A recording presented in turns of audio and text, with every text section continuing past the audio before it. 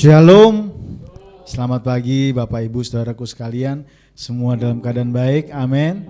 Bersukacita, amin. Seberapapun yang hadir kita tetap mau menyembah Tuhan di dalam roh dan kebenaran dengan bersukacita, amin.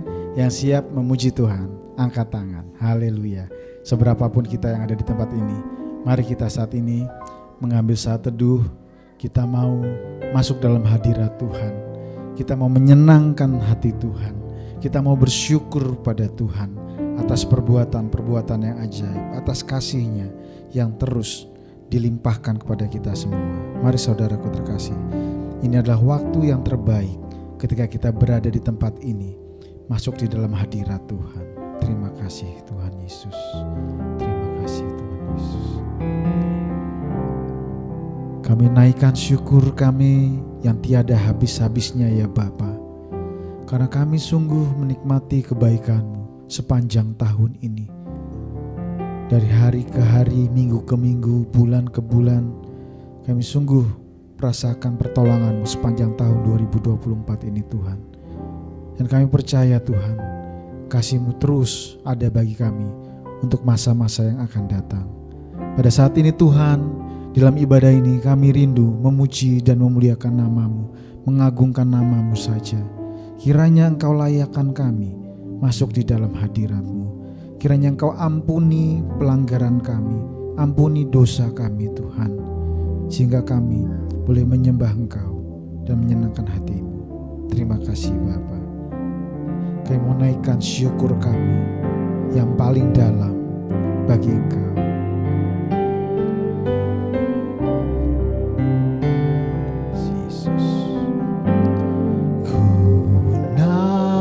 Naikkan syukurku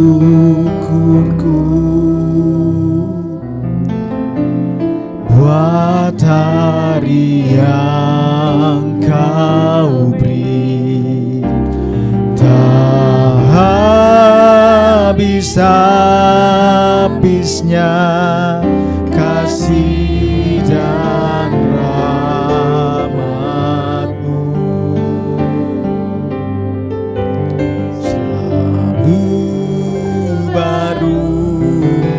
Tak pernah terlambat pertolongan-Mu, besar setia-Mu di sepanjang hidupku. Mari saudaraku terkasih, kita mau naikkan lebih dalam lagi. Katakan padanya, kami naikkan syukur kami Tuhan. Naikkan syukurku buat hari yang Kau beri, tak habis-habisnya kasih dan rahmat-Mu, selalu baru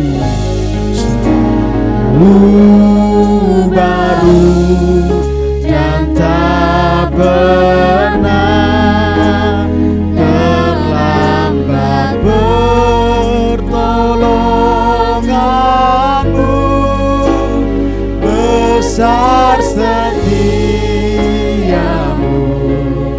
di sepanjang hidupku. Terima kasih Bapa, Engkau sungguh sangat baik dalam hidup kami. Kasih-Mu sungguh melimpah sepanjang hidup kami Tuhan.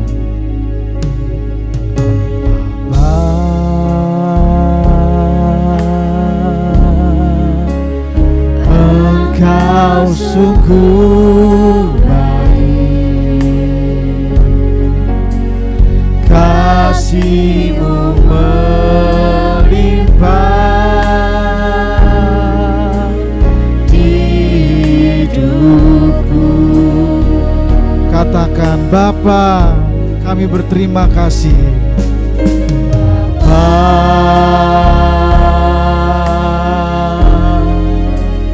Ku berterima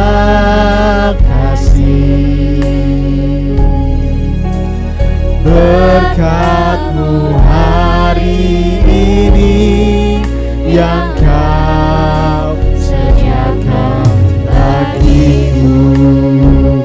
Ku naikkan syukur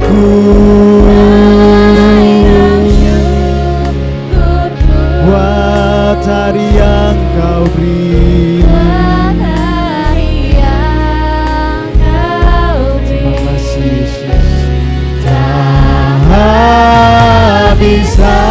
Habis-habisnya kasih dan rahmat-Mu,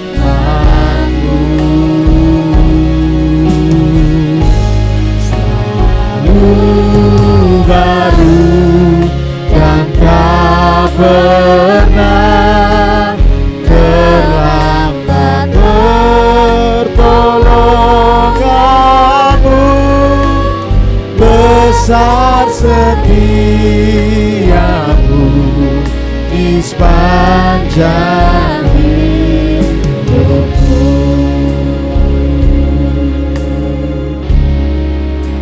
Bapa, Engkau sungguh baik bagi kami. Terima kasih Tuhan. Bapa,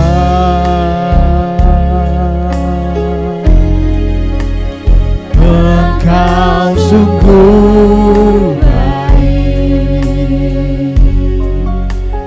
kasih-Mu melimpah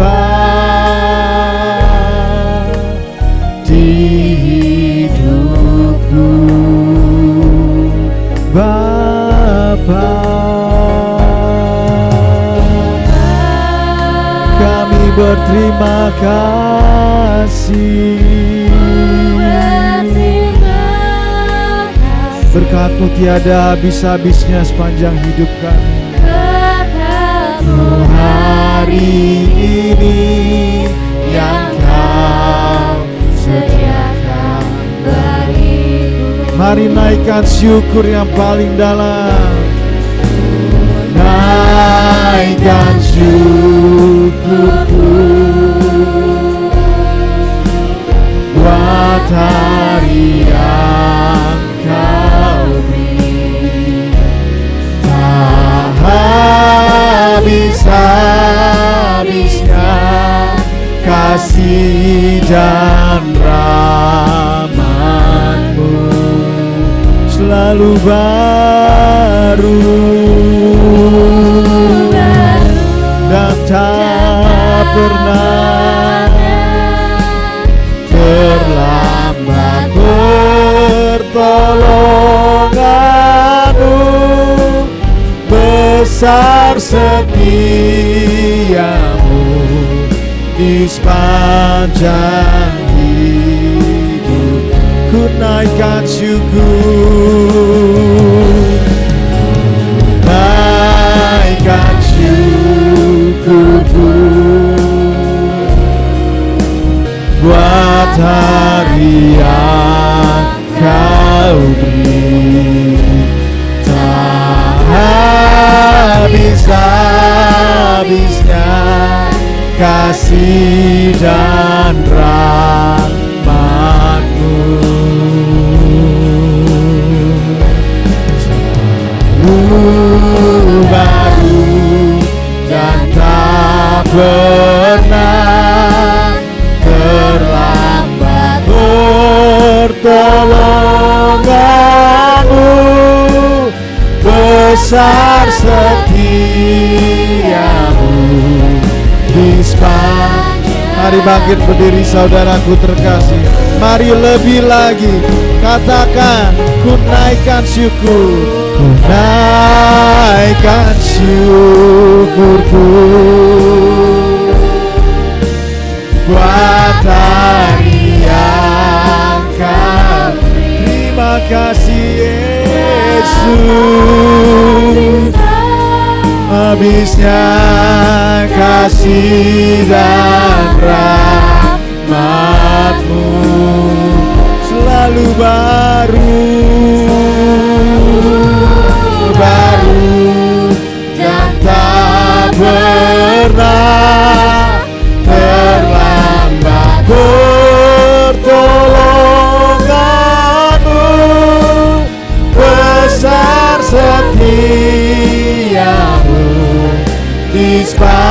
sepanjang hidup. Besar setiamu Tuhan, besar setia, besar setiamu, setiamu, besar setiamu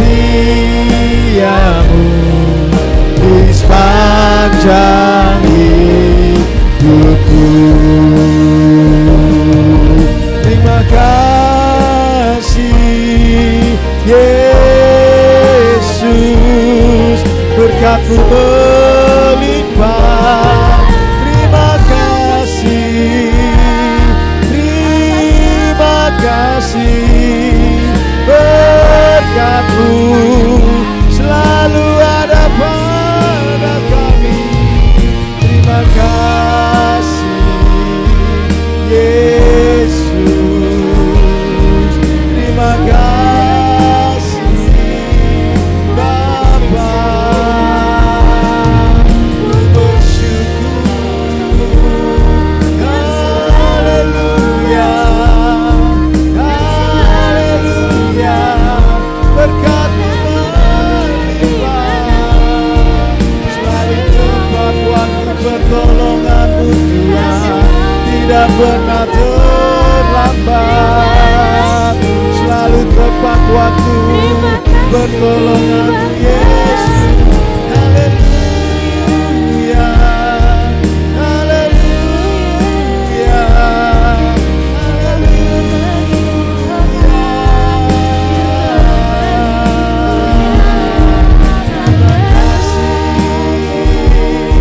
Terima kasih Yesus. Terima kasih Yesus.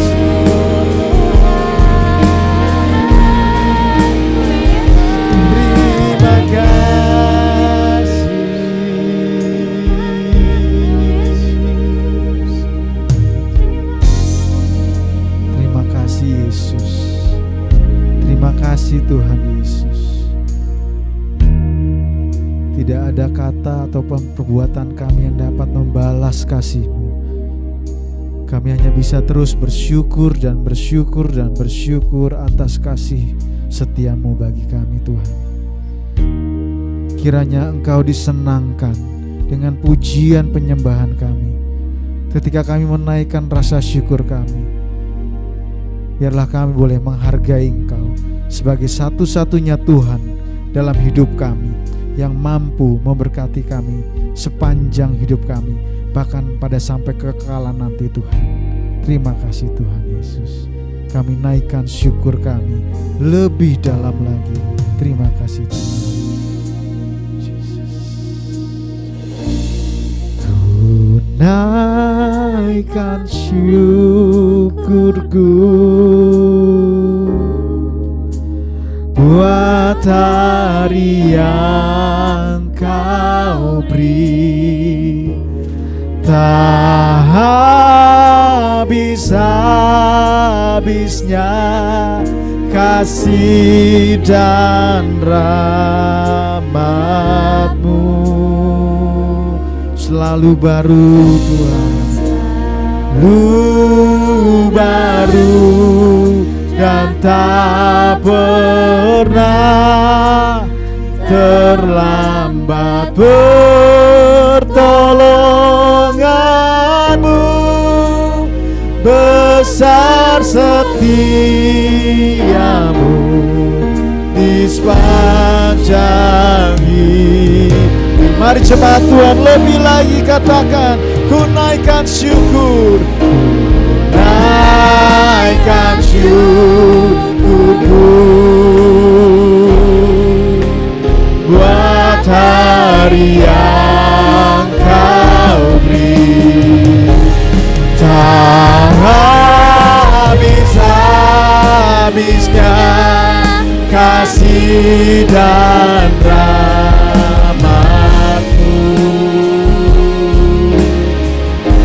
Selalu baru dan tak pernah terlambat pertolongan-Mu.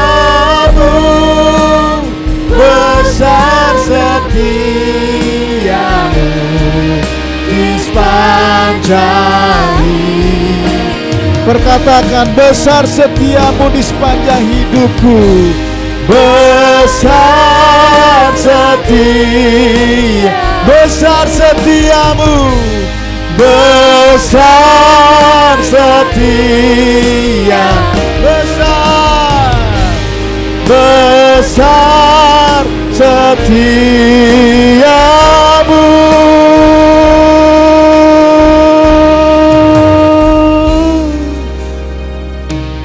Di sepanjang hidupku.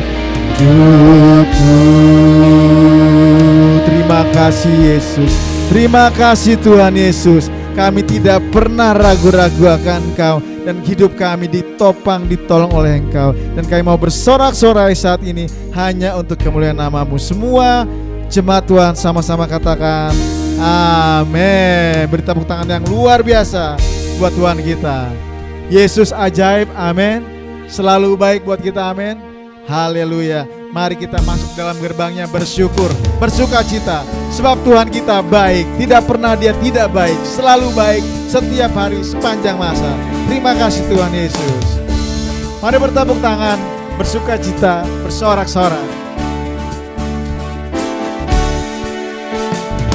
Masuk gerbangnya bersyukur dengan penuh pujian, bersuka di hadiratnya, nyanyi besarkan agung namanya, pujian tiuplah sangkakala, musik dan tarian, semua makhluk di bumi di surga dengan setiap hati naikkan pujian, sebab Tuhan baik, sebab Tuhan baik,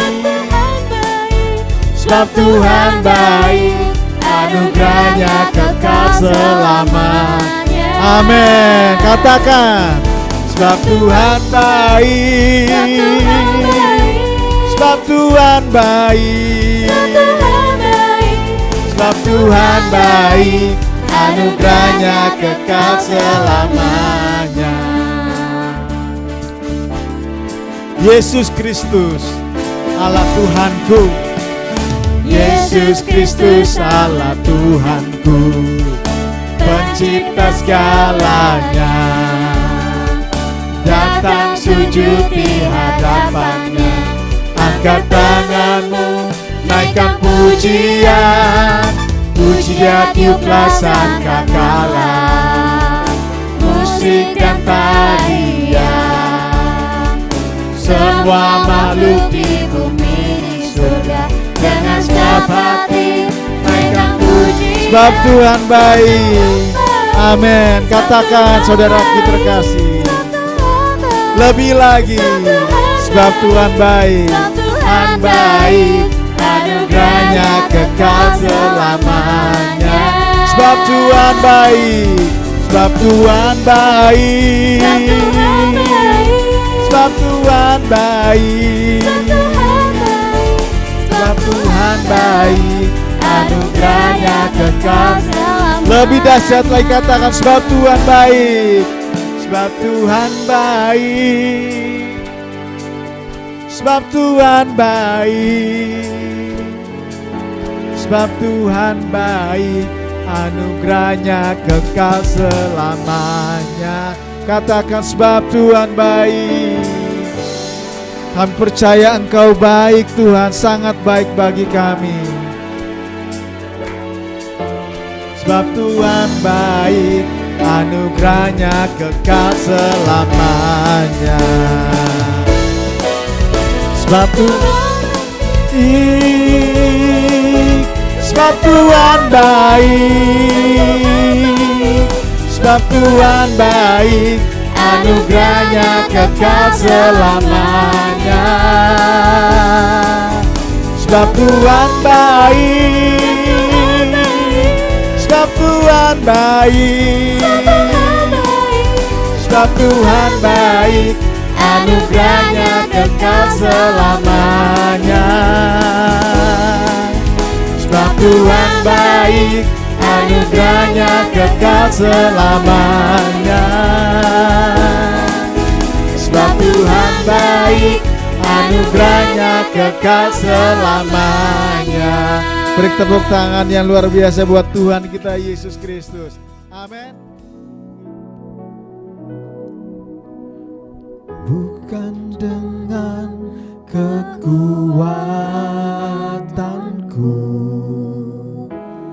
ku dapat jalani hidupku, tanpa Tuhan yang di sampingku ku tak mampu sendiri.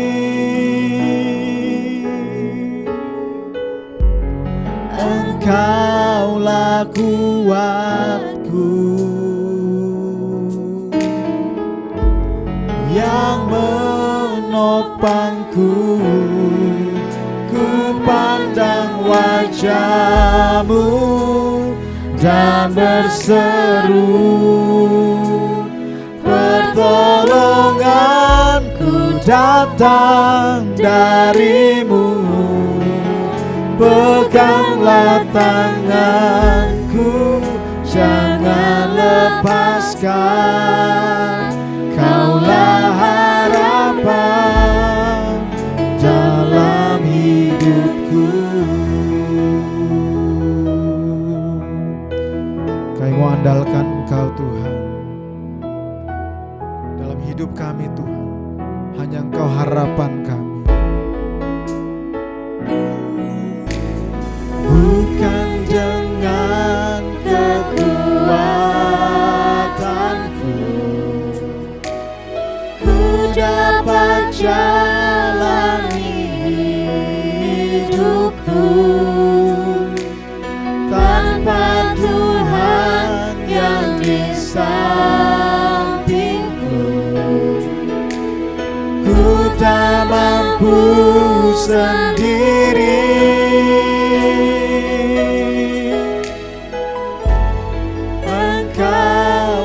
Kuatku yang menopangku, ku pandang wajah-Mu dan berseru, pertolonganku datang dari-Mu. Peganglah tanganku, jangan lepaskan. Kaulah harapan dalam hidupku. Ku pandang wajah-Mu dan berseru. Saudara mendengar Thomas ini pertolonganku datang dari-Mu. Peganglah tanganku, jangan lepaskan. Kaulah harapan dalam hidupku. Pandang wajah-Mu dan berseru, pertolonganku datang dari-Mu. Peganglah tanganku, jangan lepaskan. Kaulah harapan dalam hidupku. Harapan dalam hidupku.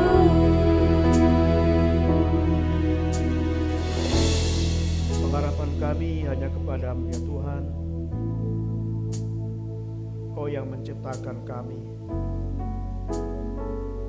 Kau yang menaruh pikiran kami, kemampuan kami, dan Kau yang menuntun kami. Terima kasih Bapa. Selama tahun 2024 hingga sampai hari ini Tuhan menyertai kami. biarlah ibadah kami akhir tahun minggu ini, kiranya Tuhan sertai, Tuhan berkati firman-Mu yang kami dengar. Biar Tuhan tolong kami mengerti firman-Mu, sehingga tahun 2024 ini akan kami akhiri dengan penuh keyakinan, penuh syukur kami kepada Tuhan, karena Engkau Allah kami yang selalu menepati janji bagi kami. Terima kasih Bapa di surga, dalam nama Tuhan Yesus kami menaikkan doa ini. Amin.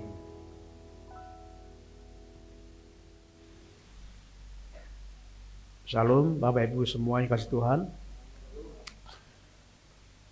Saudaraku, 3 hari lagi kita akan memasuki tahun 2025.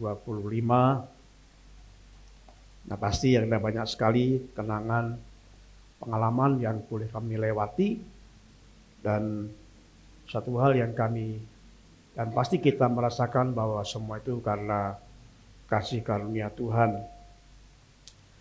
Tema firman Tuhan pada hari ini untuk mengakhiri tahun 2024 adalah sikap yang benar menghadapi tantangan. Saudaraku yang kasih Tuhan, tahun 2024 pasti Bapak Ibu punya tantangan, punya masalah, punya pergumulan sama seperti tahun-tahun sebelumnya.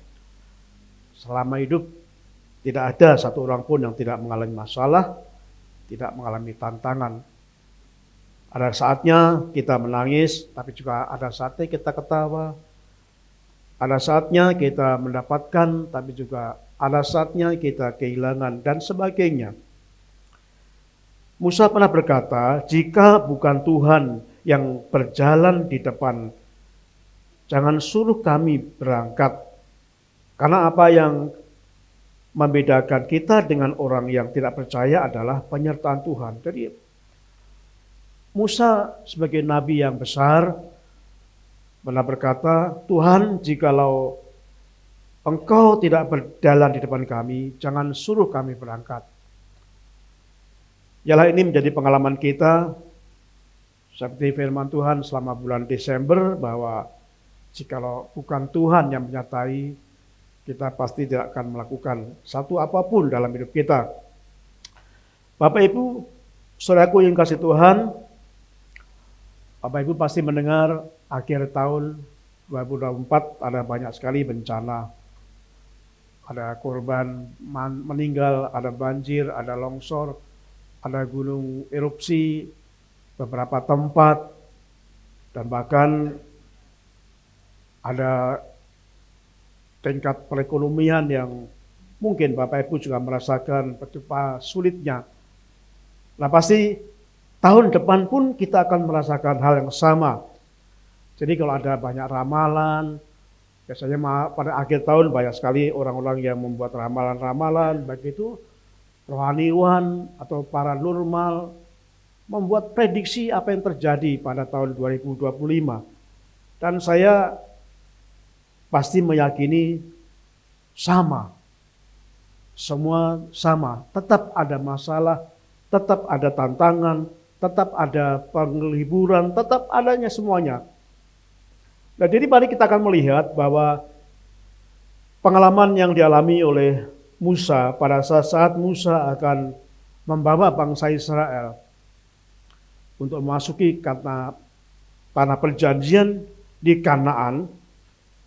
Pada waktu Musa dan bangsa Israel masih ada di padang gurun, Musa menyuruh wakil-wakil yang dipilihnya, yaitu 10 orang, untuk mengintai tanah perjanjian, untuk melihat dari depan, dari jauh, dari dekat. Musa menyuruh ada 10 orang yang suruh masuk ke tanah Kanaan, tanah perjanjian itu, selama 40 hari. Untuk menyelidiki bagaimana kondisi daerahnya, bagaimana orang-orangnya, bagaimana secara geografis, apakah tempat itu menyenangkan, dan lain sebagainya. Dan Musa mengirim 10 orang itu dengan waktu 40 hari. Setelah 40 hari, ke-10 orang itu datang kembali kepada Musa dan memberikan respon. Setelah kita akan buka dalam Bilangan pasal ke-13. Kita Bilangan pasal 13 ayat yang ke-30 sampai 33. Inilah respon dari 10 pengintai yang ditugaskan Musa untuk mengintai tanah Kanaan yang Tuhan janjikan itu. Saya akan bacakan bagi saudara dalam kitab Bilangan pasal 13 ayat 30 sampai dengan ayat yang ke-33. Kemudian Kaleb mencoba menenteramkan hati bangsa itu di hadapan Musa. Katanya, "Tidak, kita akan maju dan menduduki negeri itu, sebab kita pasti akan mengalahkannya." Tetapi orang-orang yang pergi ke sana bersama-sama dengan dia berkata, "Kita tidak dapat maju menyerang bangsa itu, karena mereka lebih kuat daripada kita." Juga mereka menyampaikan kepada orang Israel kabar busuk tentang negeri yang diintai mereka dengan berkata, "Negeri yang telah kami lalui untuk diintai adalah suatu negeri yang memakan penduduknya. Dan semua orang yang kami lihat di sana adalah orang-orang yang tinggi-tinggi perawakannya.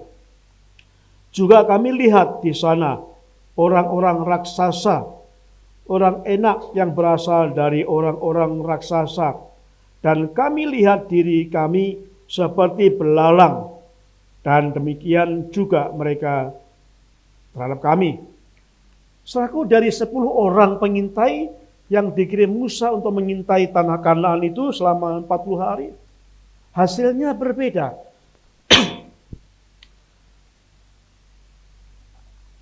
8 di antara mereka berpikiran pesimis. Dikatakan, "Musa, kita nggak mungkin masuk. Kita nggak mungkin menduduki bangsa itu. Kita nggak mungkin mengalahkan bangsa itu." Alasannya apa? Mereka bangsa yang kuat. Perawakannya tinggi, besar, raksasa. Bahkan yang menyeramkan, mereka memakan penduduknya. Jadi kanibal. Jadi mereka pesimis, gak mungkin bisa masuk ke tanah Kanaan, tanah perjanjian. Walaupun Tuhan menjanjikan itu, tapi 8 yang pesimis ini berkata tidak mungkin. Pasti kita akan dimakan habis. Di hadapan mereka kita seperti belalang. Jadi gak mungkin bisa mengalahkan penduduk Kanaan itu. Tetapi 2 orang di antara mereka dari 10 itu, yaitu Kaleb dan Yosua, berpikiran positif. Kita lihat pendapatnya Yosua dan Kaleb ayat yang ke-30. Kaleb mencoba menenteramkan hati bangsa itu di hadapan Musa. Katanya, "Tidak, kita akan maju dan menduduki negeri itu, sebab kita pasti akan mengalahkannya." Saudaraku yang kasih Tuhan, dari gambaran yang telah kita baca ini menggambarkan bahwa di mana-mana orang yang pesimis itu jauh lebih banyak daripada orang yang optimis. Sampai sekarang pun orang yang pesimis jauh lebih besar jumlahnya daripada orang yang berpikiran optimis. Nah, saudaraku, kalau kita melihat perbedaan itu, orang pesimis itu melihat kesempitan daripada kesempatan. Dia selalu banyak alasan. Tetapi orang yang optimis kebalikannya, melihat kesempitan itu dari ada optimis. Dia meyakini, dia melihat pasti mampu, dia melihat pasti bisa melakukannya di dalam tantangan yang mereka hadapi. Jadi orang pesimis selalu melihat kesempitan di tengah kesempatan yang ada. Orang yang pesimis tadi berkata, orangnya tinggi besar, perawakannya raksasa, mereka kuat, mereka memakan penduduknya. Digambarkan kita di hadapan mereka seperti belalang, pasti akan kalah diinjak mati. Itu pesimis. Dia selalu melihat kesempitan di tengah kesempatan yang ada. Tetapi Kaleb dan Yosua, orang yang positif, selalu melihat selalu ada kesempatan di tengah-tengah kesempitan yang terjadi. Nah, Bapak Ibu yang kasih Tuhan, masalah itu selalu ada. Orang yang mempunyai pendidikan tinggi, orang yang pendidikan rendah, orang yang punya banyak harta, orang tidak punya banyak harta, orang semuanya pasti menghadapi masalah yang berbeda. Jadi Tuhan mengajarkan kita bukan masalahnya yang penting, bukan apa yang kita hadapi yang penting, tetapi yang terpenting adalah bagaimana kita meresponnya. Bagaimana sikap kita ketika kita menghadapi tantangan. Kita akan belajar untuk menutup tahun 2024 supaya pada saat kita masuk 2025, kita masuk dengan penuh, dengan optimis, dengan keyakinan. Nah, kita akan belajar ini, saudaraku. Ada 3 pesan yang saat ini yang Tuhan sampaikan melalui firman-Nya ini. Pesan yang pertama, pada saat kita masuk ke dalam tahun 2025, ini menggambarkan kita ibaratnya mengintai tahun 2025. Saya mengharapkan kita bukan menjadi orang yang pesimis, yang melaporkan pada Musa penuh ketakutan, karena pesimis lebih menonjolkan hal-hal yang kita seolah tidak mampu, tidak sanggup. Tapi saya mengharapkan untuk masuk kita 2025 yang tinggal 3 hari lagi, saya mengharapkan kita menjadi Kaleb dan Yosua, positif dan penuh dengan optimis. Ada 3 pesan yang kita pelajari dalam ayat tersebut. Yang pertama, pesan itu seperti yang disampaikan oleh Kaleb dan Yosua itu, jangan takut.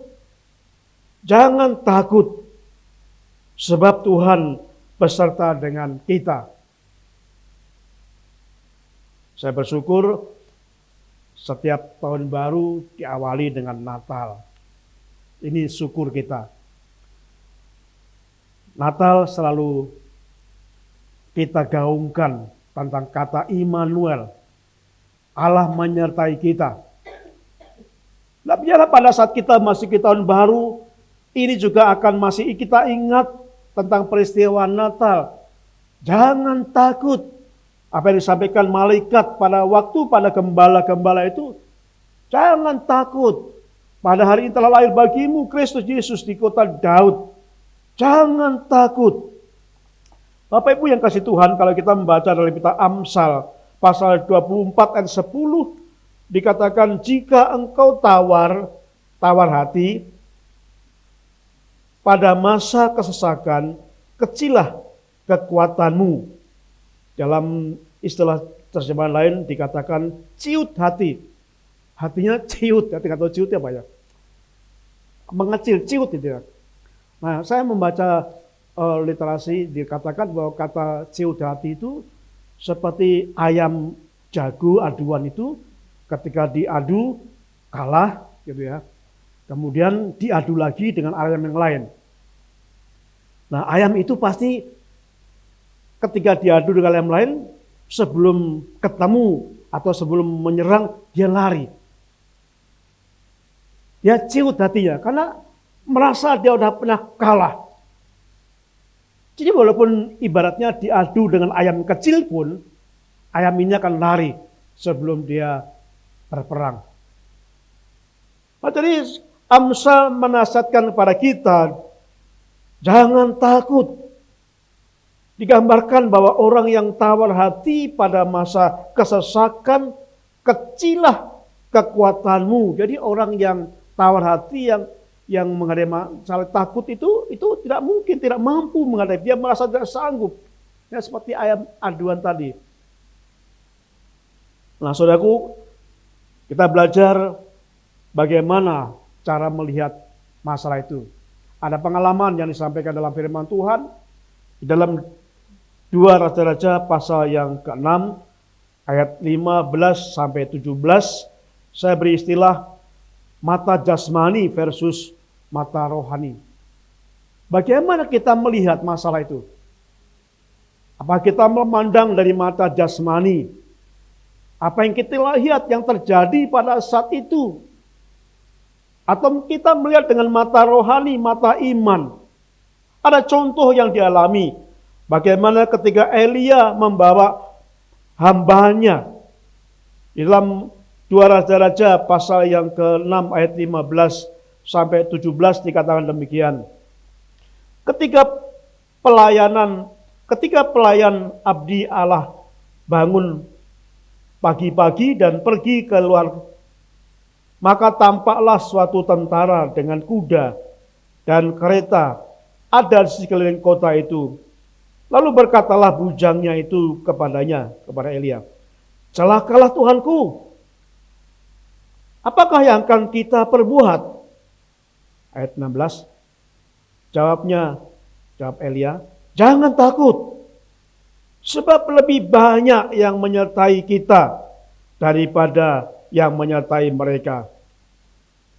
Lalu berdoalah Elisa, "Ya Tuhan, bukalah kiranya matanya supaya ia melihat." Maka Tuhan membuka mata bujang itu sehingga ia melihat. Tampaklah gunung itu penuh dengan kuda dan kereta berapi mengelilingi Elisa. Soalnya ada peristiwa pada waktu Elisa mengajak bujangnya di suatu tempat. Begitu pagi hari, bujang atau pelayan Elisa itu membuka pintu rumahnya. Dia melihat seperti ada banyak pasukan berkuda yang ganas sedang mengepung sekitar mereka. Dan bujang ini takut lalu mengadukan kepada Elisa, "Tuanku celaka, kita ditekepung, kita nggak mungkin bisa lari karena begitu banyak pasukan yang mengepung kita, celaka tuanku." Saudara, bujang Elisa ini melihat dengan mata jasmani. Ia dikepung, nggak mungkin bisa selamat. Tetapi kita lihat bagaimana Elisa. Elisa berkata, "Jangan takut, sebab lebih banyak yang menyertai kita daripada yang menyertai mereka." Saudaraku, bagaimana mungkin? Bujang Elisa itu berkata, "Wah, gawat ini. Tuanku Elisa sudah ngigau ini. Mana nggak ada orang kecuali pasukan mereka yang mengepung kita? Mana?" Lalu Elisa berdoa supaya mencelikkan mata rohani bujangnya ini. Dan benar, ketika mata rohani bujang dicelikkan, mereka bisa melihat, bujangnya bisa melihat. Ada banyak pasukan, bahkan lebih banyak pasukan malaikat yang dikirim Tuhan untuk menyertai Elisa dan bujangnya ini. Saudara, memang kadang kita nggak bisa melihat malaikat-malaikat surga menyertai kita. Tapi kita bisa melihat dengan janji iman Tuhan. Kita bisa melihat dengan iman kita, janji Tuhan akan menyertai, akan mengirim malaikat-malaikatnya untuk mengirim kita, untuk membentengi kita. Sama seperti pada waktu Tuhan Yesus ditangkap. Dan Tuhan berkata, "Aku bisa mengutus malaikat-malaikat untuk melindungi aku." Nah, saudaraku, ini juga berlaku pada kita, bahwa kita adalah orang-orang yang dilindungi Tuhan, dan Tuhan sanggup mengirim pasukannya, malaikatnya, tentaranya untuk melindungi kita dari serangan-serangan bahaya. Nah, saudaraku yang kasih Tuhan, Kalau kita melihat masalah ini dengan mata jasmani kita, kita takut. Pasti kita takut. Situasi apapun, kita takut. Menakutkan. Sulit. Tantangan banyak. 2 Korintus pasal yang kelima, ayat yang ke-7. Dikatakan demikian. Sebab hidup kami adalah hidup karena percaya, bukan karena melihat. Orang yang beriman kepada Tuhan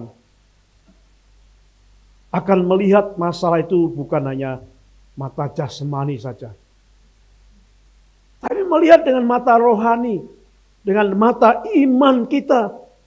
Janji Tuhan Immanuel itu benar-benar. Bukan hanya kita jadikan slogan, tapi kita berani mengaplikasikan Immanuel. Aku menyertai kamu. Tuhan menyertai kita. Pada waktu melihat dengan mata jasmani, bujangnya berkata, celaka. Tapi pada waktu Elisa melihat dengan mata rohani, dia berkata, jangan takut. Tuhan menyertai. Bapak Ibu yang kasih Tuhan, percayalah tentang pemeliharaan Tuhan. Waktu kita bayi, baru lahir, kita nggak bisa apa-apa. Bisanya hanya nangis. Kita nggak memiliki apa-apa. Kita telanjang. Tapi Tuhan berikan kemampuan. Tuhan berikan orang tua yang mengasihi kita. Mendidiknya. Menyekolahkan. Tuhan kirim orang-orang untuk mempengaruhi kehidupan kita secara positif. Tuhan kirim kemampuan kita untuk belajar. Untuk kita sehingga punya kemampuan yang hebat. Itu semuanya bentuk dari pemeliharaan Tuhan. Kita akan belajar dari 1 Raja-Raja pasal yang ke-17 ayat 5 sampai 6 dan ayat 9. Kita masih ingat tentang bagaimana Tuhan menyertai memelihara Elia. Saudaraku, kita melihat dalam 1 Raja-Raja itu pasal 17 ayat yang ke-5, 6 dan 9. Pemeliharaan Tuhan yang pertama itu sesuai dengan kebutuhan. Masih ingat gambar ketika Elia mengalami masa kekeringan selama 3,5 tahun tidak hujan. Lalu Tuhan memelihara Elia dengan cara apa? Yang pertama, Elia disuruh pergi ke tepi sungai Kerit. Kenapa sungai Kerit? Yang kecil, kenapa bukan ke tepi sungai Yordan yang lebih besar? Karena sesuai kebutuhan. Hanya Elia. Sehingga tidak perlu sungai Yordan, sungai Kerit sudah cukup. Jadi Tuhan memelihara kita sesuai dengan kebutuhan. Saya percaya pada waktu kebutuhan kecil sedikit, Tuhan menyediakan kebutuhan kita secukupnya. Tuhan mengajarkan bagaimana pada waktu bangsa Israel di padang gurun memberi makan melalui mana yang dikirim dari surga. Setiap pagi turun dari surga mana, roti, embun itu untuk makanan bagi bangsa Israel. Dan Tuhan berpesan, ambil secukupnya. Ini mengingatkan kepada kita bahwa Tuhan memelihara kita sesuai dengan kebutuhan kita. Saya punya pengalaman, gak bisa membayangkan. Kalau kedua anak saya akhirnya bisa lulus sampai sarjana. Saya nggak bisa bayangkan. Waktu baru masuk SD, kami sudah mulai kesulitan untuk biaya sekolah anak saya. Baru SD. Lulus SMP, kembali mengalami kesulitan. Lulus SMP, SMA, mulai kembali ada kesulitan. Akan masuk perguruan tinggi, ada kesulitan. Tapi pada akhirnya bersyukur. Pemeliharaan Tuhan sungguh nyata. Walaupun di awal sekolah SD sudah mengalami kesulitan, tetapi pada akhirnya bersyukur mereka keduanya bisa mencapai pendidikan tingkat sarjana sesuai kebutuhan. Yang kedua, pemeliharaan Tuhan adalah tepat pada waktunya. Tuhan mengirim melalui burung gagak, dikatakan siang dan petang. Tuhan mengirimkan tidak pernah terlambat. Burung gagak itu datang tepat pada waktunya. Setiap siang membawa daging diberikan kepada Elia. Dan pada petang hari kembali membawa daging diberikan kepada Elia. Setiap petang dan siang tidak pernah terlambat. Karena pertolongan Tuhan sifatnya yang kedua adalah tepat pada waktunya. Kadang-kadang kita tuh nggak sabar nunggu janji Tuhan. Kadang-kadang Tuhan butuhnya sekarang Tuhan. Emangnya yang tahu, lebih tahu saya atau Tuhan? Tuhan berjanji tepat pada waktunya. Dan yang ketiga, pertolongan Tuhan itu berkelanjutan. Pada waktu sungai Kerit mulai kering, Tuhan berkata, Elia, kamu pergi ke desa Sarfat. Di situ engkau akan bertemu dengan seorang janda. Dan benar, Elia pergi dan ketemu dengan seorang janda. Janda yang miskin, yang sedang mencari kayu gak bakar. Dan yang keempat, pertolongan Tuhan, pemeliharaan Tuhan itu tidak terduga. Kenapa? Saudaraku, burung gagak itu pemakan daging. Jangankan daging segar, bangkai saja itu dimakan burung gagak. Nggak mungkin jika burung gagak membawa daging segar kepada Elia. Ya, makanannya daging bangkai dimakan, nggak mungkin memberikan daging segar kepada Elia. Nah kalau seandainya Tuhan nyuruh monyet mungkin masuk akal. Karena monyet nggak mau daging. Nggak mungkin akan diembat. Tapi ini dikirimkan melalui burung gagak yang sungguh doyan daging. Ini nggak masuk akal.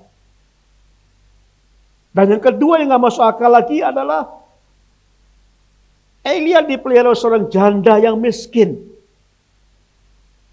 Tidak punya banyak makanan. Tapi ketika Elia berkata kepada janda itu, buatkan lebih dulu makan buat aku.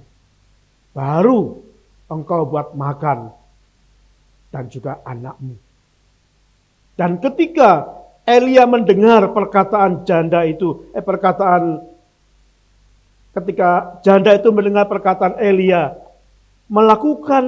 membuat lebih dulu tepung itu mendapat roti tepung yang sedikit itu, yang seharusnya dimakan sekali habis, dan janda dan anaknya akan mati karena nggak ada makan lagi. Tapi ketika melakukan apa yang dikatakan Nabi ini, Tuhan ini melakukan seperti dan membuatkan roti lebih dulu untuk Elia, dikatakan maka tepung tidak akan pernah habis. Maka minyak dalam buli-buli tidak berkurang. Saudara, kalau kita mengutamakan Tuhan, memberikan hak kepada Tuhan yang utama, pasti Tuhan akan memelihara kita. Amin. Mari kita berani memulainya. Mari berani mulai tahun 2025.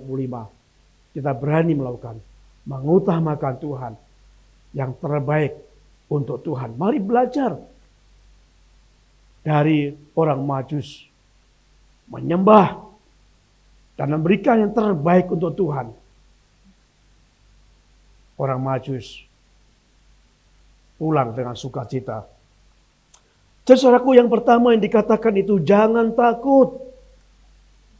Tuhan memelihara. Jangan takut. Tuhan menyertai.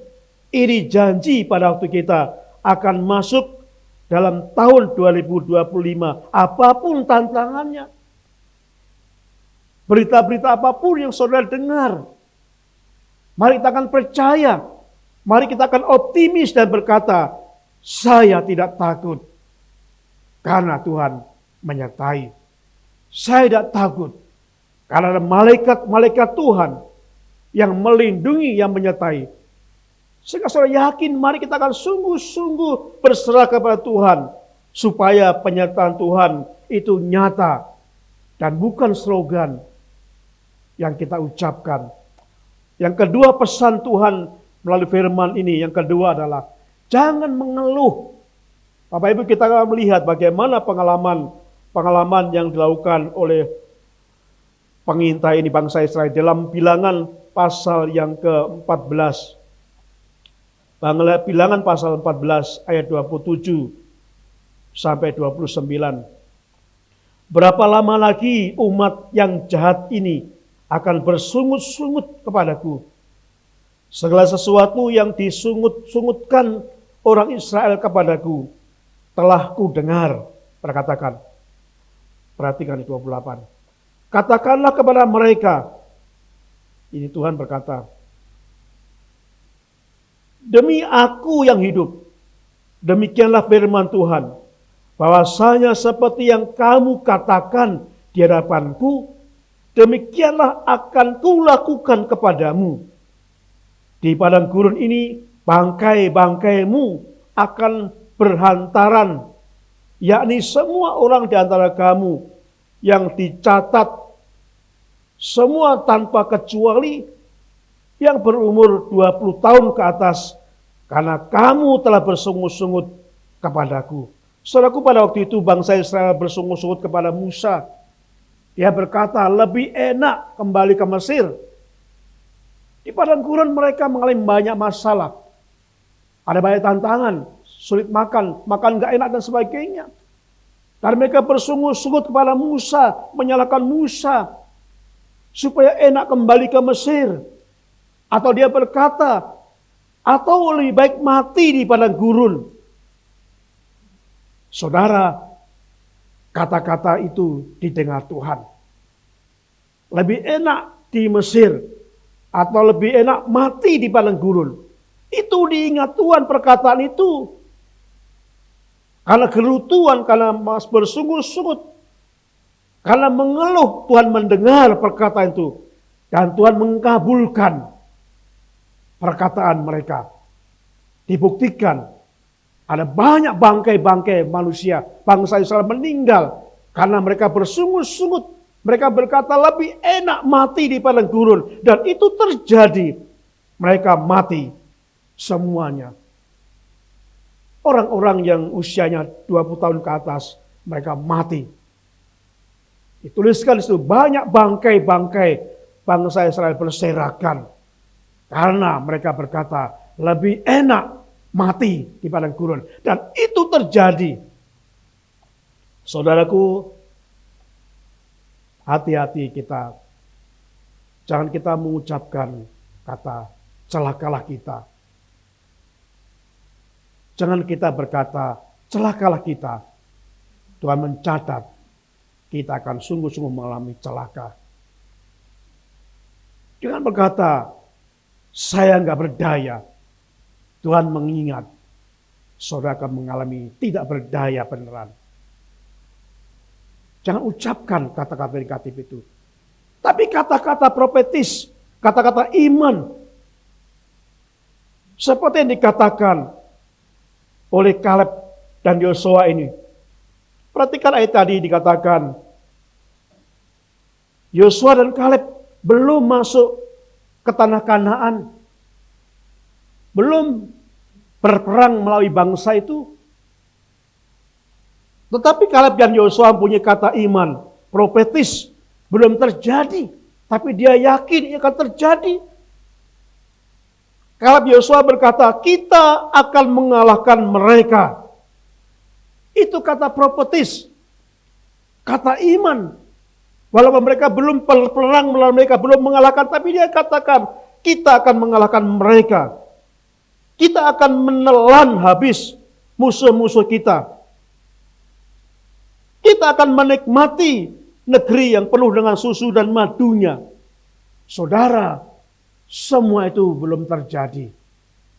Belum terjadi. Bangsa Israel belum masuk Kanaan, belum melawan orang-orang besar itu.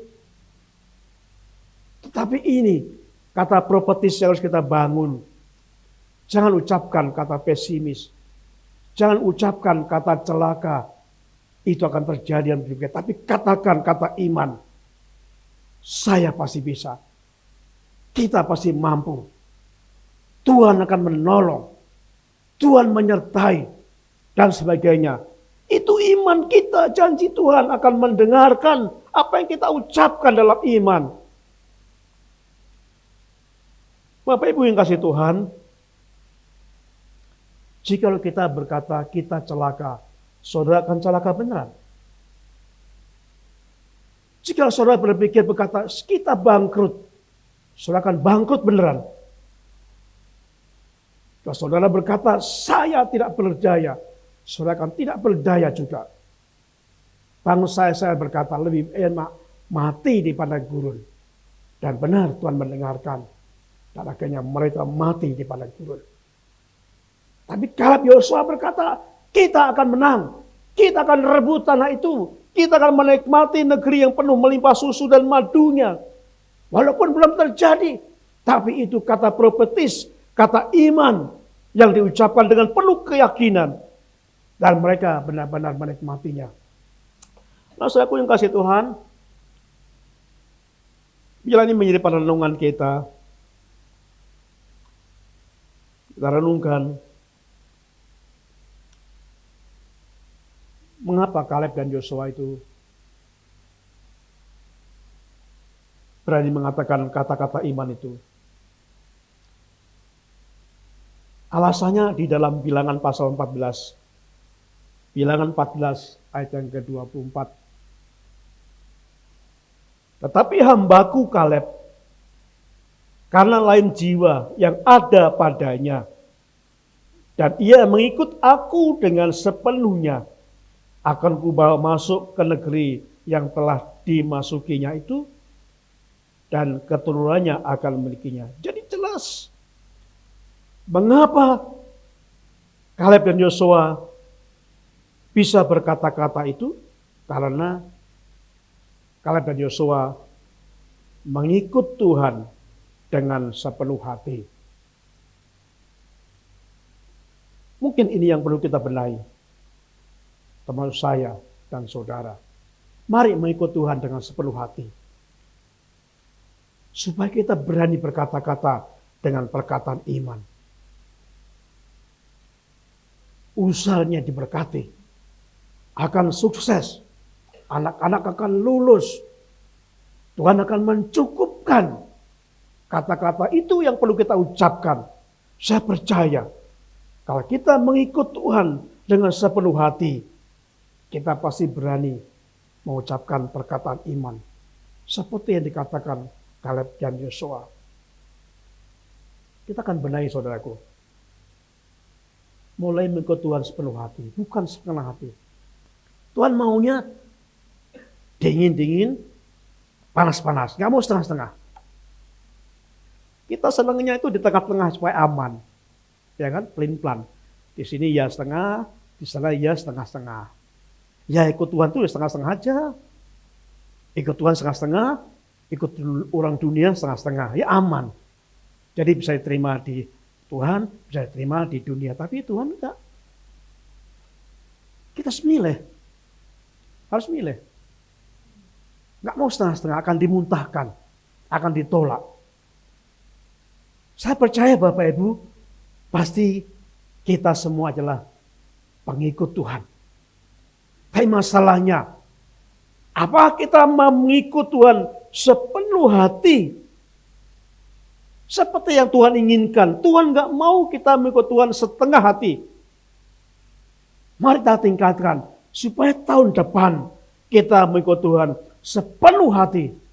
Bukan setengah-setengah. Supaya kita bisa berkata, diberkati. Supaya kita bisa berkata, berhasil. Supaya kita berkata, aku kuat dan sebagainya. Kata-kata profetis, kata-kata iman. Karena kita merasakan penyertaan Tuhan nyata pada saat kita mengikut Tuhan dengan sepenuh hati. Dan yang ketiga, pesan Tuhan yang ketiga yang perlu kita renungkan di akhir tahun ini adalah jangan diam. Yang pertama, jangan takut sebab Tuhan menyertai. Yang kedua, jangan mengeluh, jangan bersengut-sungut, tapi katakanlah perkataan iman. Dan yang ketiga adalah jangan diam, tetapi melangkah dengan iman. Saudaraku yang kasih Tuhan, pada waktu itu Musa sudah meninggal, sudah mati. Dan kepemimpinan diganti oleh Yosua. Sudah di depan mata tanah Kanaan. Musa mati. Tinggal menyeberang sungai Yordan. Maka bangsa Israel akan menikmati tanah perjanjian itu. Tapi ada masalah baru. Ketika akan menyeberang sungai Yordan, tiba-tiba sungai Yordan itu sungainya airnya meluap. Nggak mungkin menyeberangi karena air sungai Yordan meluap. Lalu apa yang dilakukan oleh Yosua? Yosua mengingat apa yang dilakukan Musa, mentornya itu. Waktu menyeberang dihadang oleh laut Tiberau. Musa mengangkat tangannya dan laut Tiberau terbelah. Bangsa Israel bisa berjalan di tanah yang kering. Saudaraku, tetapi Tuhan tidak menyuruh Yosua untuk mengangkat tangannya supaya sungai Yordan itu terbelah sehingga bisa melewati untuk menuju ke tanah Kanaan. Tetapi Tuhan punya metode yang baru bagi Yosua. Kita perhatikan di dalam firman Tuhan di dalam Yosua pasal yang ketiga, ayat yang ke-15, dikatakan demikian. Segera sesudah para pengangkat tabut itu sampai ke sungai Yordan, dan para imam mengangkat tabut itu mencelupkan kakinya ke dalam air di tepi sungai Yordan. Sungai Yordan itu sebak sampai meluap sepanjang tepinya selama musim menuai. Ayat 16. Maka berhentilah air itu mengalir. Air yang turun dari hulu melonjak menjadi bendungan. Jauh sekali di dekat Adam. Kota yang terletak di sebelah Sartan.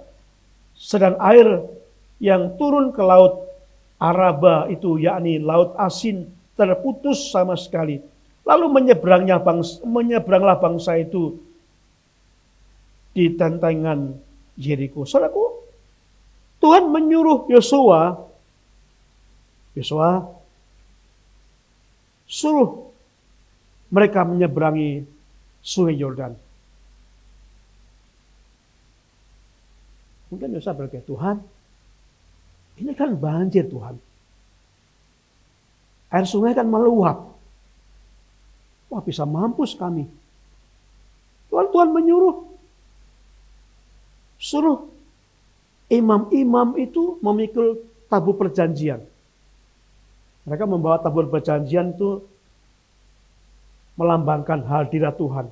Karena benda tabut itu dipikul. Dan Musa berkata, suruh imam-imam memikul tabut perjanjian itu mendahului menyeberang sungai Yordan. Saudara, bagaimana perasaan saudara?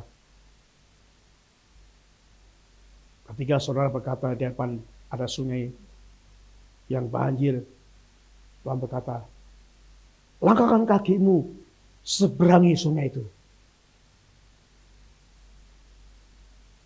Bagaimana ketika Tuhan membawa Iska anaknya, korbankan Iska, sembelih dia. Sama saudaraku. Ketika sungai Yordan yang airnya meluap itu, Tiba-tiba Tuhan berkata, pikul tabut perjanjian, dan imamnya memikul dan mulai berjalan menerobos sungai Yordan. Saudara, luar biasa. Perhatikan ayat yang ke-16 tadi. Pada saat sungai itu, pada saat mereka melangkahkan kakinya, pada saat imam-imam yang bawa tabut itu mulai melangkahkan kakinya masuk di sungai Yordan, dikatakan luar biasa ayat 16, maka berhentilah air itu mengalir. Luar biasa.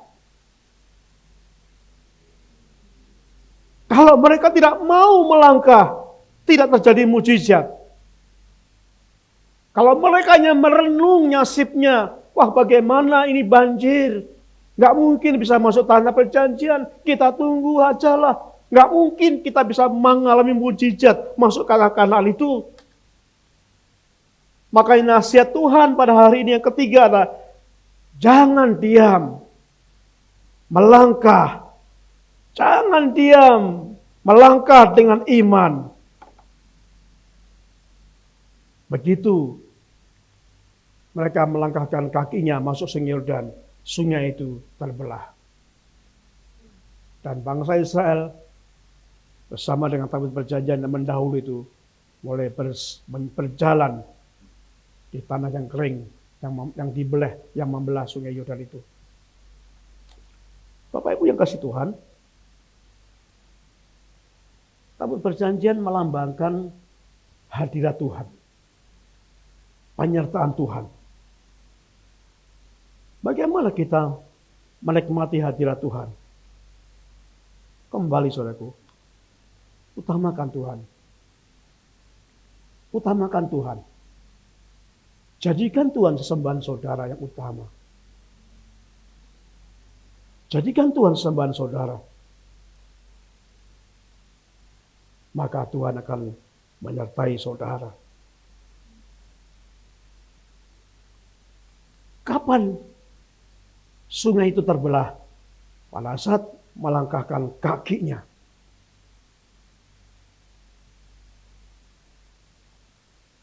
Jangan diam. Mari melangkah. Ada tantangan. Jangan hanya berkata apa yang saya lihat. Merenung. Saya tidak mampu. Saya tidak berdaya. Dibutuhkan langkah yang berani. Langkah iman. Begitu melangkah, mujizat terjadi. Ketika tidak melangkah, tidak satupun mujizat yang terjadi dalam kehidupan kita. Saudaraku yang kasih Tuhan, saya ingin merenungkan 3 pesan di akhir tahun yang Tuhan sampaikan melalui firman-Nya ini. Sekali lagi, tinggal 3 hari kita ada di tahun 2024. 3 hari kemudian nanti kita akan masuk tahun 2025. Ingat pesan Tuhan ini. Jangan takut saudaraku. Apapun berita, situasi ekonomi yang sulit, tantangan-tantangan, jangan takut. Tuhan menyertai saudara. Jangan bersungut-sungut, jangan mengeluh. Wah kok ini, apakah benar sih Tuhan menyertai? Mana Tuhan janjinya memberkati? Kok hidup saya menderita? Mana janjimu Tuhan? Kalau saudara mengucapkan kata keluhan itu akan terjadi benar. Katakan berkat. Katakan kata iman, saya pasti bisa. Tuhan pasti memberkati. Tuhan pasti menolong. Itu kata-kata berkat. Walaupun belum ada tanda-tanda. Tapi katakan dengan iman. Dan jangan merenung saja. Jangan diam. Di kesulitan apapun. Bertindak dengan iman. Mari kita berani melangkah. Pada waktu kita melangkah. Mujizat Tuhan terjadi. Mari kita akan merenungkan firman Tuhan ini. Allah kita, Allah yang dahsyat. Amin. kita perlu ada bersama tabut perjanjian, hadirat Tuhan. Artinya apa? Mari kita hidup mengutamakan Tuhan, menyembah Tuhan, supaya hadirat Tuhan nyata. Allah yang Maha Besar, itulah Allah El Shaddai. Kita nyanyikan pujian ini.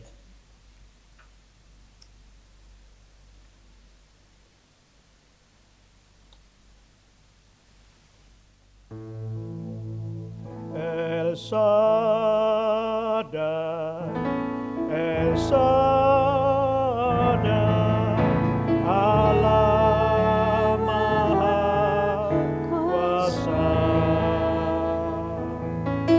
Dia besar, Dia besar, El Shaddai mulia.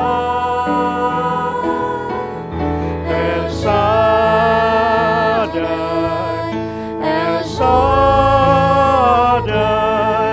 Allah Maha Kuasa.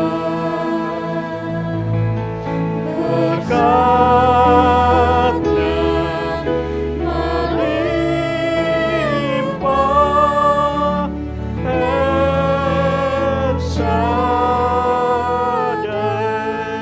katakan El Shaddai, El Shaddai, El Shaddai,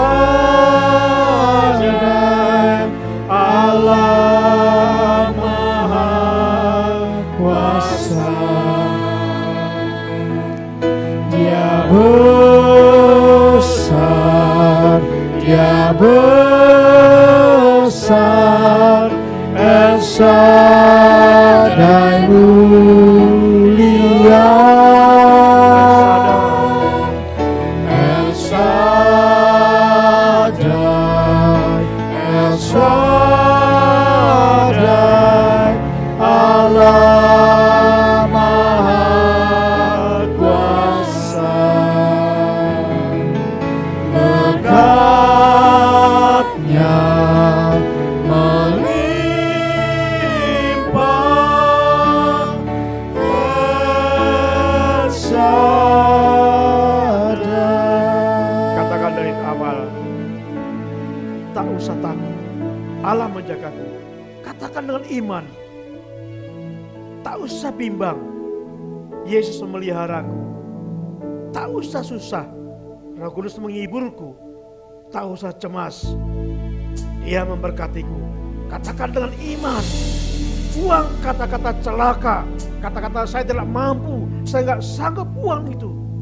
Dan ganti dengan kata-kata yang penuh berkat, profetis.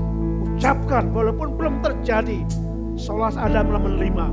Itu kata-kata iman, kata-kata profetis yang disampaikan oleh Kaleb dan Yosua itu. Tanyakan pujian ini.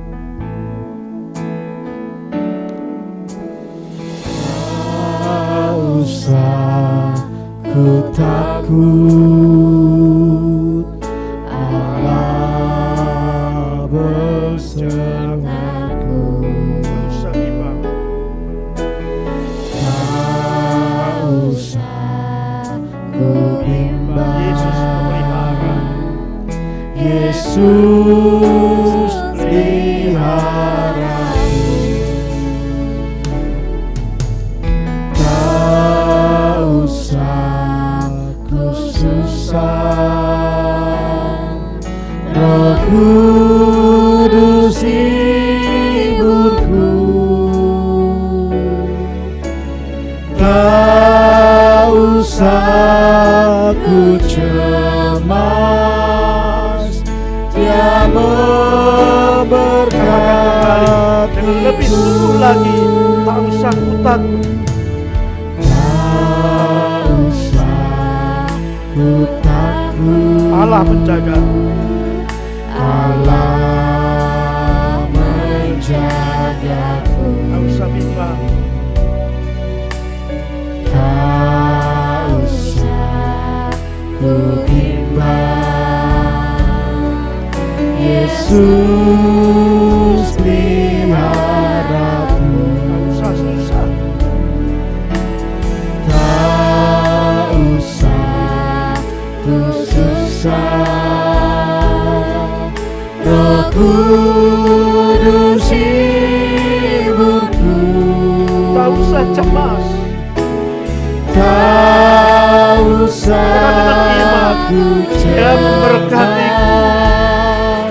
Dia memberkatiku. El Shaddai, El Shaddai, Allah Maha Kuasa. Dia besar,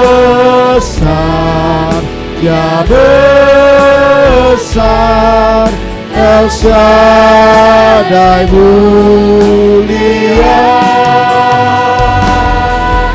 El Shaddai, El Shaddai, Allah Maha Kuasa. Berkatnya melimpah, El Shaddai.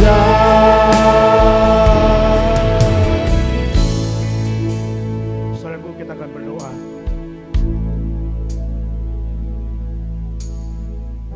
Kita gunakan kesempatan itu mengucap syukur kepada Tuhan.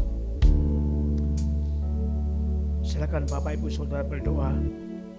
Dengan tulus katakan, untuk apa saudara mengucap syukur? Katakan secara nyata, Tuhan, saya bersyukur atas kesehatan saya. Atau mungkin saudara berdoa, ucapan syukur atas apa yang saudara rasakan itu Tuhan berikan. Silakan sampaikan kepada Tuhan. Doa syukur saudara secara tulus kepada Tuhan.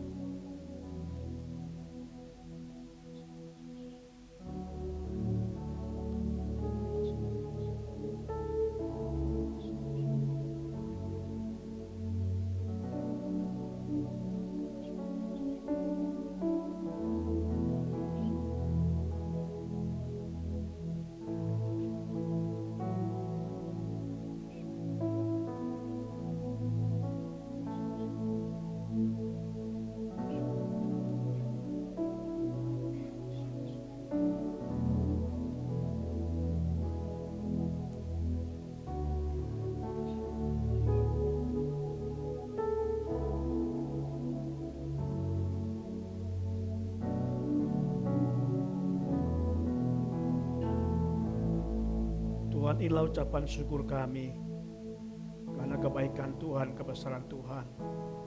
Kami bersyukur ya Bapa. Kami bersyukur Tuhan Yesus. Kami bersyukur ya Roh Kudus untuk semuanya ini.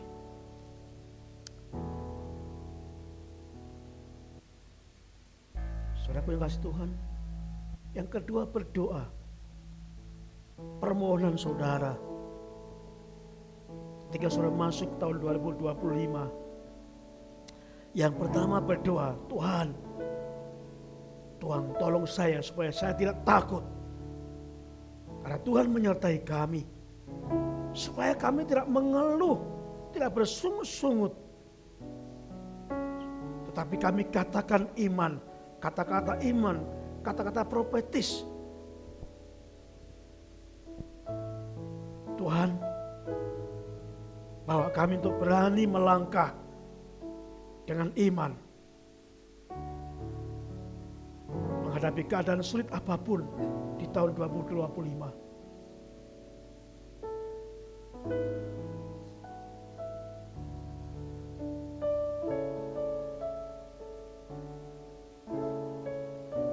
Berdoalah supaya tahun 2025 ini saudara bisa mengikuti teladan orang Majus.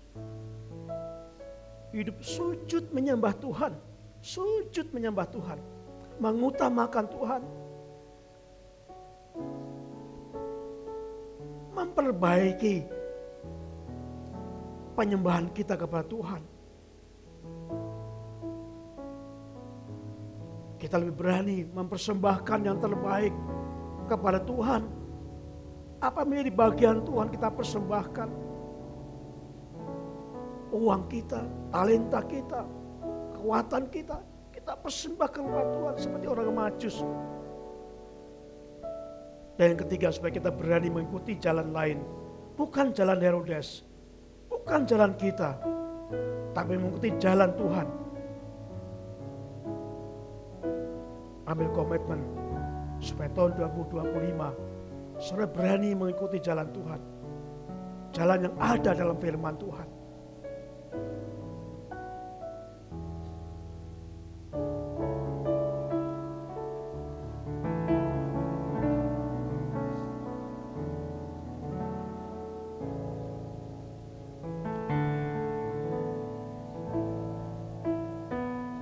Sampaikan permohonan saudara. Saya pribadi dan penuh keyakinan perkataan profetis, perkataan iman bahwa Tuhan menolong. Tapi ingat, semua itu harus sesuai dengan waktu Tuhan. Mari kita sabar belajar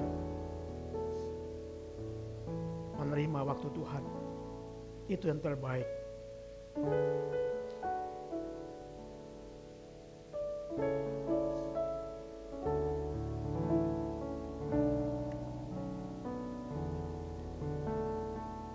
Terima kasih Bapa. Ini kerinduan kami ya Tuhan di akhir tahun, menyongsong tahun 2025.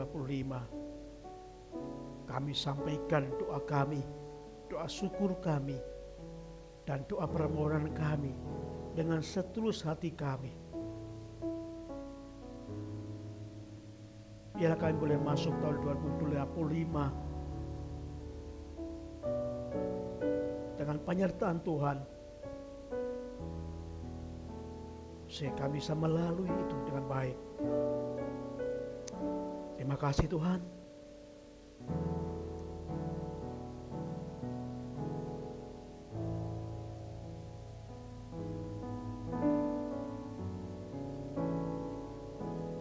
Terima kasih Bapa. Engkau Allah kami, El Shaddai, Allah Maha Kuasa, Allah Maha Besar.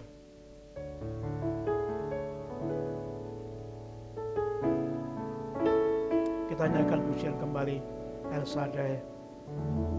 Sebelum kita meninggalkan tempat ini, katakan dengan sungguh-sungguh, tak usah ku takut, tak usah ku bimbang, tak usah ku susah, tak usah ku cemas.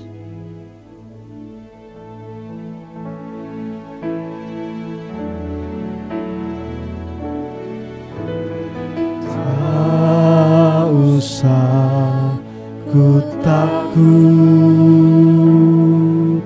Allah besertaku.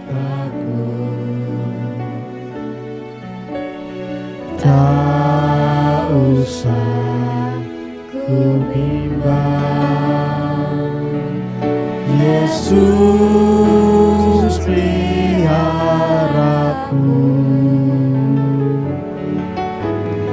Tak usah ku susah, Roh Kudus hiburku. Tak usah ku cemas, Dia memberkatiku. Bersama-sama El Shaddai, El Shaddai, Allah Maha Kuasa. Dia besar, Dia besar, El Shaddai mulia.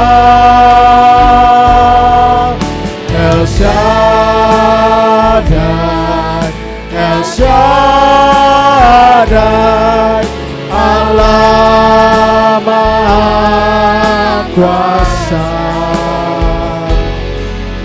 berkat-Nya melimpah. El Shaddai,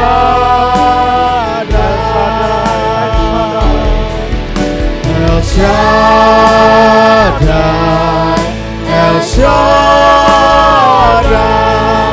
Allah Maha Kuasa.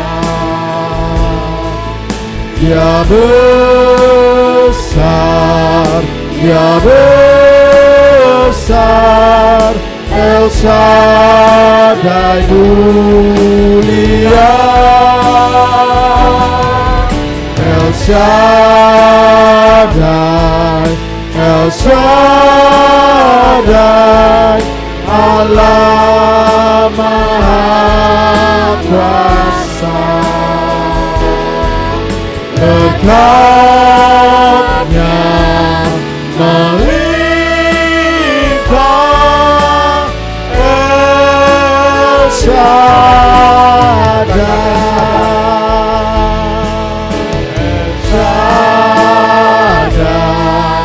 El Shaddai, Allah Maha Kuasa.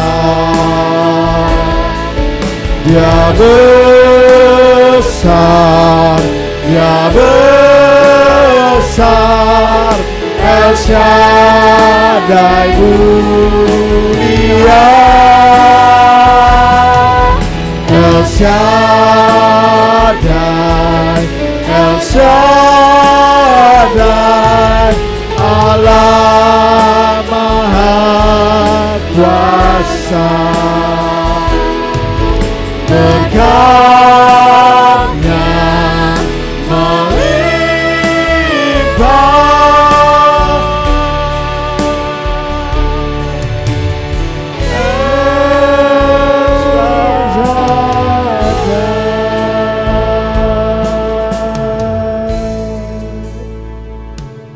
Saudaraku yang kasih Tuhan, ulanglah dengan damai sejahtera Allah sumber segala kasih karunia yang telah memanggil kamu dalam Kristus kepada kemuliaan yang kekal, akan melengkapi, meneguhkan, menguatkan, dan mengokohkan kamu. Ialah yang punya kuasa sampai selama-lamanya. Terpujilah Tuhan. Haleluya. Amin.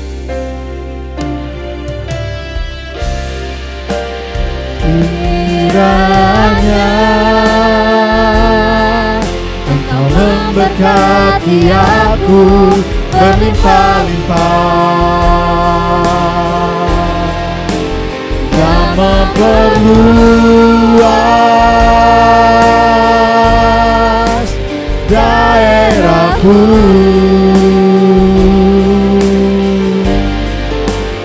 dan kiranya menyertai aku dan melindungi aku daripada malapetaka, sehingga kesakitan tidak menimpa